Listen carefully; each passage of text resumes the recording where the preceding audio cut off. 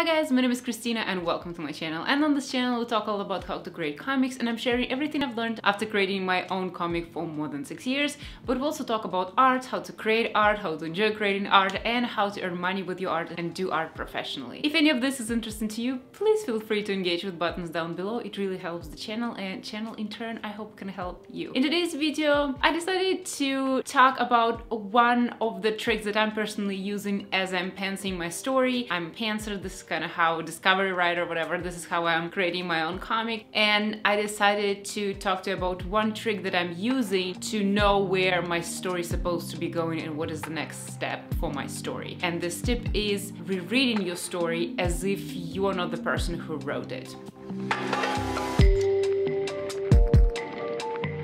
I know it doesn't really make sense quite. You might be asking, wait a second, isn't like rereading what you already wrote is like a basic thing that you're supposed to do as you're writing to make sure your writing is good? Or you might be thinking, as if not you wrote it? What are you doing here? Let me explain what I'm doing with this. So basically, because as I said, I'm more of a discovery writer, pantser. I actually don't like the word pantser. Like, why pantsing fault? No, this is not a cool word. I don't want to be a pantser. I guess a discovery writer is like something that I prefer. It's also something has to do with the fact that my story is very long and this comic will take me years and years to create, and to me just to plan all of this, I tried, but it just doesn't make sense because I quickly realized I will evolve as a person and I will evolve as a writer and a storyteller, and I might be wanting to tell a story differently. I might want to change themes in my story, like let them evolve. Now I'm like 29 years old, but then when I will be, for example, 40 years old and I'm finishing my story, I'm pretty sure that I will have different mindset and different level of maturity, and probably things that I will plan for my story now, how my story gonna end, like all of this stuff, probably not gonna really work with me when I'm 40 years old, for example. Maybe I will think, no, that's a little stupid and immature. Christina, what did you try to do back then? I want to do something different with my story. So I have overall idea of what my story is, where it's going, ebbs and flows and like directions of the plot, where it's going. Kinda I see arcs of different characters and kind of eat their story, their journey, but I'm not necessarily have it set in stone. So for example, I have an idea of where things are going, but I allow it to have its own way. And if, for example, one character's story changes dramatically, I allow it to happen because it usually changes the right way. So it changes and evolves to be the right part of the story. So that's why I'm allowing things to change and allowing things to become. So this is kind of my philosophy about it, is that I allow my story to tell itself. I give my story space to evolve the way it needs to, and I keep in mind directions and themes and arcs of the characters and ideas that I'm following. And obviously my characters, they have characters and they have their own things that they're going for, and this kind of what I allow to guide me. But at the same time, if something changes dramatically, for example, I have one character, Avery, she, like, her storyline, like as I was writing her in chapter 5, I had no idea what her storyline, like I had idea for her storyline, but now it's like so different. Like now I'm gonna be writing her in chapter 10. Wow, it's like this character, a completely different character, but it doesn't contradict with what I wrote in chapter 5. So I knew what character is at that level, and then with the next chapter, as I realize this character, like understand what's the next step for this character is, and like more story that the character has to. And also I don't really, if I plan something, it's really hard for me because planning something, planning the plot implies that you're planning what your characters would do, how your characters would react, and they all should react and feel certain things and do certain things in a certain way to make your plot possible. But I can never plan how my characters are gonna react. I'm only gonna know it as I'm approaching to this point. Sometimes I might only know when I'm exactly at this point of the plot, but most of the time it's just as I'm, you know, characters approaching this point, I know where they're at, because I cannot plan how they're gonna feel and I don't want to force it. I'd rather be faithful to the journey and natural development of the characters. So this basically is a very long way of me explaining why kind of I'm a pantser, but I just thought I'd give you context because my novel, like as I wrote this novel, I actually plotted it, and the second part I pantsed, and as I started pantsing I realized that it just flows better and certain elements of the story are just deeper, like at least in my experience, like I can never plan for those things. I can never plan for a story to have this depth in certain areas, to have this interesting parallel storylines, to have this layers. I know that if you are writing a novel, so the idea is like you go through the draft and you edit it, and this is how you add all of this when you already have the idea of the story. Again, it's impossible because I cannot just write my story fully and then, you know, kind of rework it. First of all, it's hard. Like writing the story, if it's a comic, means it has to be drawn, because what is drawn is part kind of storytelling. So it is impossible to draw it completely, then go and edit. It's like in the concept with when you create a comic that is very long that you post as you create it. So it's impossible.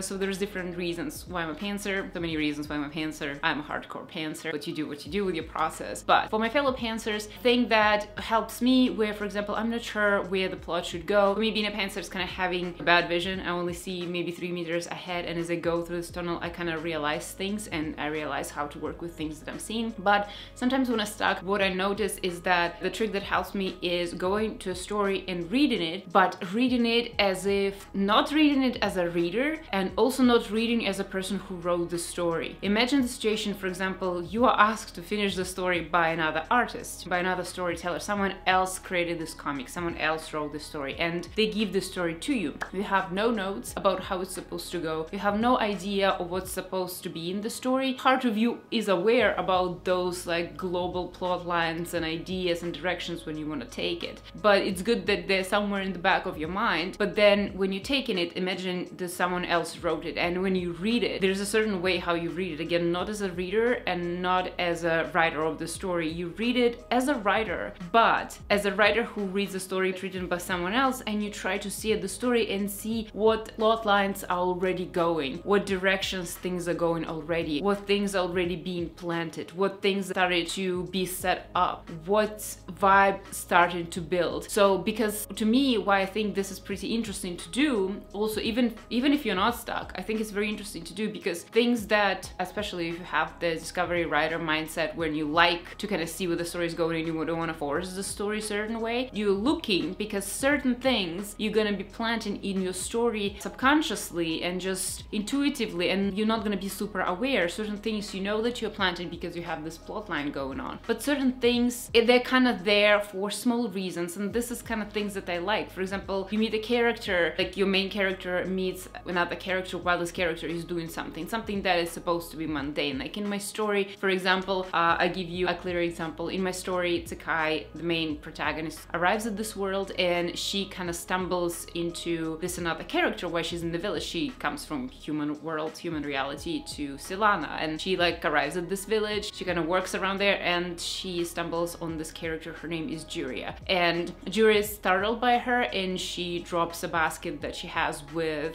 these herbs that are very stingy. They sting Tsukai, and this is kind of how they start talking and how we're realizing what's gonna happen next. Juria realizes this girl is not from this village, something is odd, and she's taking her to the matron. But so the point that Juria was carrying the basket of these herbs, it's just a pretense to, you know, make her do something, because obviously it's gonna be a little bit weak if, for example, she just stumbles on the character who just walks places. And if, for example, you have a character carrying something, doing something, it's more interesting. Like obviously the character can be going from place A to point B, I don't know, going from their friend's house to their actual home. This is not interesting, right? It has no story, it's no context, it's not interesting, I think. So character is doing some chore, characters carrying some herbs, and the herbs that are carrying kind of becomes a conversation starter, for example. I think that's already more interesting. But as I was reading my story, and another thing that sometimes I like doing, like maybe that's also connected, sometimes I like adding certain detail in my story, and then I'm adding it because I'm feeling like adding, I'm feeling like it's important to add, and this will be an interesting detail, but then I put it there, and this is not like the element of the story that is necessary, and if I never address this again, it's gonna be a plot hole. No, it's something very small, like what character is wearing, how they're doing their hair, like something very small. And then I like making something out of it. I like to me I'm planting seed that I'm not sure what they're even for. And if I never decide to do anything with them, it's fine. But if I do, it's interesting to me too to realize what this means. So for example, in this case, what I realized with this particular character, because as I started rereading what I already wrote, I looked at it and I was like, oh, what is going on? Like, what is she carrying? Why she's she's carrying those herbs, why she's carrying the herbs that are stingy. She clearly not probably gonna eat them, or is she? Maybe there's a way to prep them, or what is this herbs for, and why she's carrying these herbs this late at night when the whole village is asleep. And another thing that I planted, like as I said, planted about this character is that she has red hair, and her red hair, I always drew them not being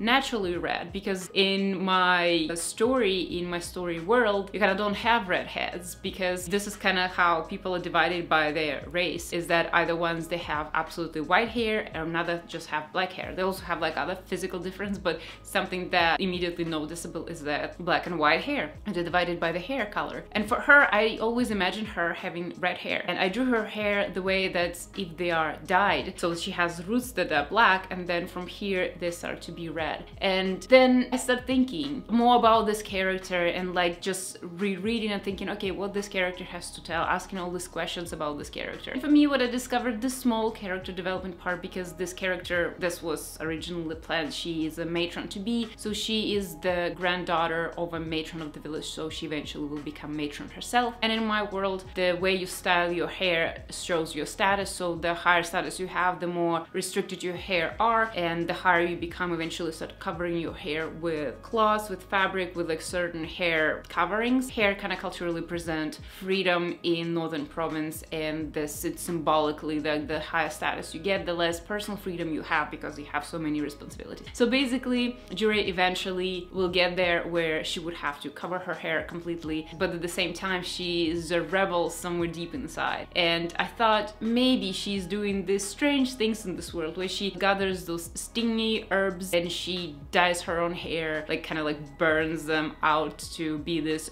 red color, just with the act of her small way of kind of showing her personality and her freedom before it is not like taken from her. She's a very responsible person, responsible character, so she takes it willingly, so she's very responsible, she does everything she's supposed to. But there's a small thing that is kind of never spoken about but just shown, just shows that this character has her own way of figuring out how to stand out, how to show off her personality that is innovative and different, how she wants to stand out even though she's kind of destined to fit in this very structural institutional thing, like as a being a matron, kind of governor. So yeah, and I thought like this is something that I realized later, but it's just something that I planted a seed of without even knowing. And how I came up to build it back is that I was rereading, and because I read it as if I was not the one who wrote it, I read it and see, oh okay, what's that? What is she carrying? Why is she carrying that? What's the purpose? What's inside? Why she's carrying this late at night? Why her hair is this color? I'm starting questioning as if I'm just looking for plot lines, I'm looking for setups. And this is example obviously about something that is not like super plot relevant, the super plot important, it's more like character building, but I'm doing it with everything. And sometimes I ask myself, okay, why this character in the background is there? Why this person asked this question? Why this is a tradition that they do? Why this character kind of paused before answering the question? So it's like I'm looking for something that I put there unknowingly without paying too much attention. Some things I put, as I said, like thing with the color, with the hair color, because I just feel like putting it, I just let it be there and see if I want to go something with this or not. But some things I don't notice that I put in. And I think this is something that happens naturally when we write. We start putting themes and ideas and thoughts and plot lines that we are not aware about, that we just not even knowing. Like for us, it's a natural way, for example, to introduce a character. For us, it's a natural way of what character would say in this situation. But as we're reading it and realizing that this is not a supernatural thing, it's just something specific to us, how we decided to write it. What can we do with this? As if, again, we're looking and we're trying to find the plot lines that somebody set up, and was trying to find setups that somebody put in there, as if we don't know. And it's interesting things that you find. And another thing that is very cool about this, it's as you rereading it and you kinda just detach from what are you trying to make the story to be, and instead you're looking where the story is already started to go. And what I noticed, no matter how really intentional you are with reading, at least maybe, I don't know, maybe it's just for me, but I think it's probably rings true to some degree to a lot of other writers and storytellers, is that I see that there is a disconnect between where I have the direction I have the story going, and when I read the story, the direction that story takes on its own a little bit. It's usually very close to what I'm intending for it to do, because I'm consciously intending fascinating, but at the same time it has its own vibe that is just created on its own direction that created on its own. And this is something I just think is fascinating, and what I like to do when I'm rereading it, I notice that and I pick it up and I play with this. So I see, like, I'm sailing one way, then I go and check and I realize the story actually sailing slightly different way, and I'm like, sure, and I course correct and go with the story instead of pushing the story to go where I want it to go. Because again, just for me personally, what I noticed is if I go where the story kind of goes on its own, I discover more interesting stuff. And I guess I just like a little bit of a challenge. It's like the story going there, and then I have to constantly figure out, how does it blend with my plot? How does it blend with my ideas, with themes, how it works with other storylines and characters that I have. And I just love figuring out. To me, it's like a mind game, as all writing is, but I just like this dynamic unpredictability a little bit thing when it just, there is a mystery waiting for me. Yeah, and it's just, to me, what I realized, like, pantsing like this always works out. Yeah, this is kind of something that I wanted to talk about. I don't know how many of you are using this way, and I don't know how groundbreaking it is, if it's groundbreaking at all. Maybe like Christina, yeah, this is how we all do it. But to me, I just thought I pointed out because this is something that I really like doing, and on this channel I like sharing what I'm doing, and I'm like sharing something that I think can be useful for you. So this is the tip that I wanted to share with you in this video. So yeah, let me know if it sounds useful at all, and if you're doing it already, and if you are a pantser or a plotter, or like discovery writer, and I don't know, plotter. But yeah, thank you so much guys for watching, and I hope you're having a good day, and I hope to see you in the next one. Thank you so much guys.